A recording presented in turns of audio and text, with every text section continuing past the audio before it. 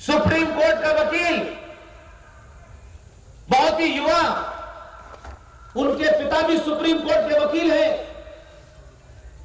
उन्होंने अपने जीवन में कई ऐसे बड़े काम किए जिससे राष्ट्र बचा। उन्हें वकालत को फिक्सिंग का और दलाली का धंधा नहीं बनाया। वो बाप बेटे आज बनारस में हैं।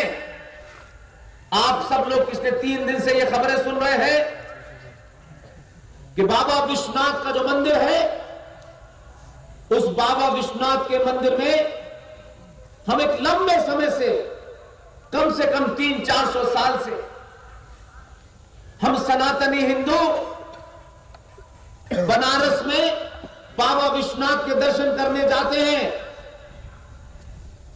और दर्शन करने के बाद हम ये उम्मीद करते हैं कि बाबा विश्वनाथ हमारी जो मांग है, हमारी जो उनसे विनती है, उसको पूरा करेंगे।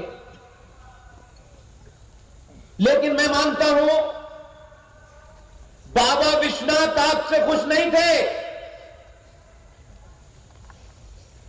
इसके लिए हम सब दोषी हैं।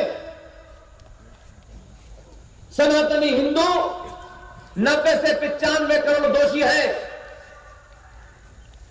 जो लोग अपने माता पिता, अपने आदर्श और अपने भगवानों को और अपने पुरुषार्थी लोगों को, उनके लिए नहीं खड़ा होता है, वो समाज गिनती में कितना बड़ा हो, उसकी दुर्गति होती है। मुझे खुशी है कि आज पिछले 7-8 साल से इस देश में एक वैचारिक क्रांति चल रही है। आप लोगों ने इसकी शुरुआत तो 1984 से की थी। तब शायद देश आपके बारे में बहुत नहीं जानता। आज पूरी दुनिया जब इस रूप को देखेगी कि महाराष्ट्र के एक छोटे से जगह में हजारों लाखों लोग यहां इसलिए नहीं आए हैं कि यहां कोई नेताजी का भाषण होने वाला है और किसी को टिकट मिलने वाला है। यहां आप सब लोग इस जंगल में पिछले 4 दिन की अलग अलग क्षेत्रों से यात्रा करके पहुंचे हैं और आपने मुझे इसलिए नहीं बुलाया है कि मैं आपसे मीठी मीठी बातें करूंगा। ये मीठी मीठी बातें करने वाले लोगों ने इस राष्ट्र को डुबो दिया। ये 2022 का भारत है। सच बोलिए, सच सुनिए, और जब कोई समाज सच बोलता है तो उसके अंदर उसका पुरुषार्थ जागृत हो जाता है। और यही कारण है कि 700-800 साल के बाद आज भारत के सनातनी हिंदू को अपने होने का एहसास हुआ। और इसी वजह से पूरी दुनिया आपको आज 1947 के लंगोटी वाले महात्मा गांधी से नहीं जानती। पूरी दुनिया आपको आचार्य चाणक्य से, छत्रपति महाराज शिवाजी से, सुभाष चंद्र बोस से, विवेकानंद से जानती है। और उन्हें यह समझ में आने लगा है कि अब इस समाज ने अपने हीरोज को चुनना शुरू कर दिया है। आज आप फिल्मों के भांडों को नहीं चुनते।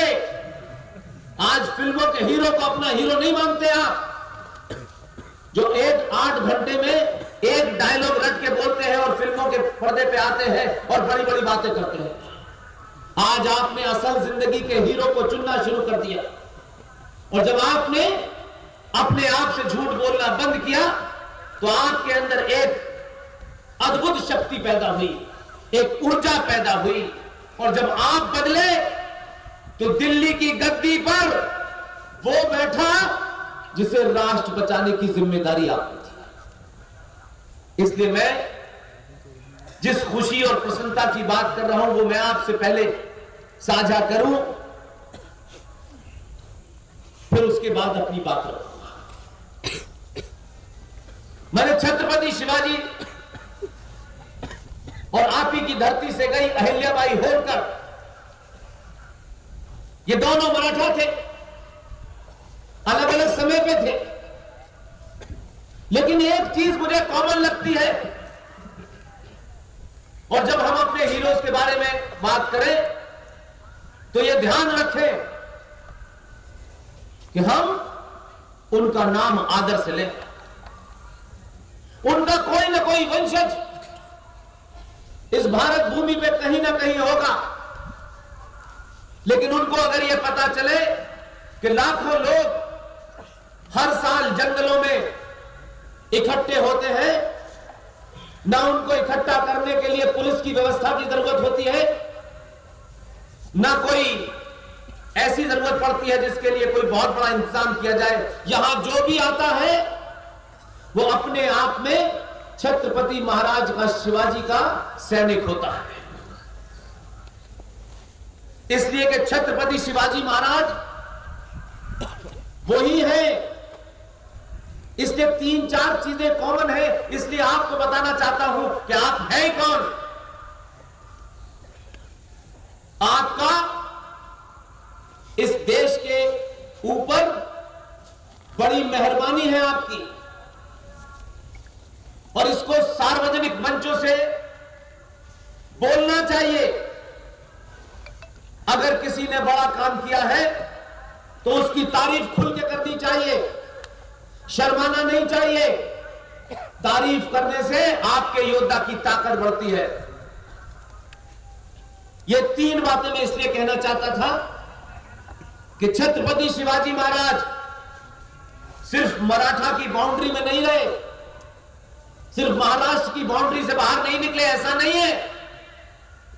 ये छत्रपति शिवाजी महाराज ही थे जिन्होंने उत्तर प्रदेश में वाराणसी के अंदर बाबा विश्वनाथ के मंदिर के घाटों का जीर्णोद्धार कराया था।